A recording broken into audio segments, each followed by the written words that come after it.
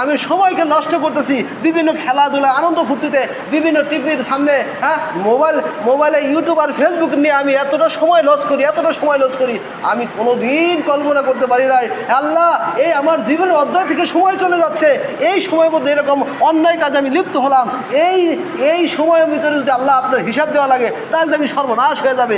হায় হায়, এই অধ্যায়গুলো যখন কিয়ামতের দিন স্পষ্ট হয়ে যাবে তখন বুঝে আসবে কি হালাত।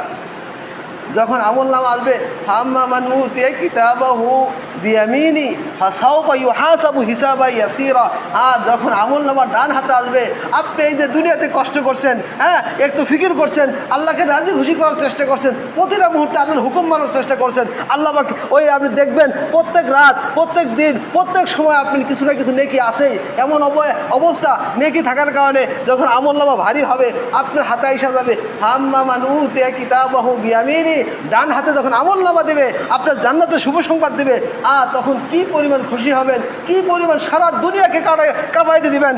ফাসাউফা হিসাবু ইয়াসীরা, আপনার হিসাব সহজ হয়ে যাবে। আল্লাহ পাক আমলনামা দেখার সঙ্গে সঙ্গে খালি কোনো রকম এইভাবে বিষয়গুলো দেখবেন, আরে তুমি এই করছো যাও তোমাকে মাফ করে দিলাম, হ্যাঁ যাও তোমাকে কি মাফ করে দিলাম।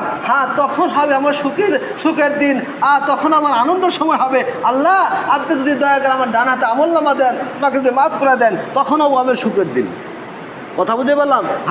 অম্মা মান উতিয়া কিতাবাহু বিশিমালিহি, যখন কারো আমল এইরকম দুনিয়াতে আমি নাচ নিয়ামতের ব্যস্ত ছিলাম, অন্যায় কাজে লিপ্ত ছিলাম, যা ইচ্ছা তাই করছি, কারো কথা মানার ফির করি নাই, পিতা মাতার কথা মানার ফির করি নাই, ওলামায়ে কেরামদের কথা মানার ফির করি নাই, আল্লাহকে মানার ফির করি নাই, এমন অবস্থা যা ইচ্ছা তাই করতাম।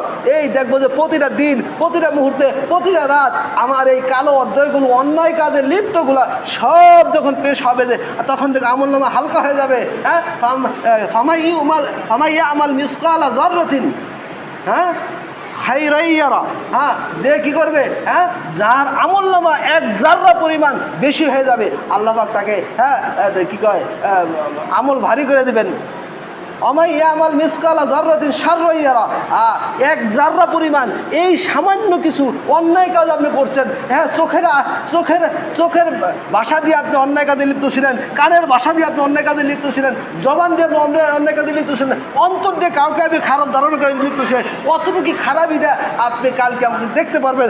এই যে এই কথাগুলো আমি অন্তর দিয়ে হয়তো এক ভাইকে আমি খারাপ ধারণা করতাম, অন্তর দিয়ে চোখ দিয়ে হয়তো কাউকে আমি খারাপ টিটকারি মারতাম, সেই অন্যায়গুলো সেই খাতার মধ্যে লিপ্ত হয়ে যাবে। এই খাতার ভিতর কি হবে, এসে যাবে। আল্লাহ আমাদের সেই বুঝার তৌফিক দান করেন, আল্লাহ আমাদেরকে মাফ করে দেন।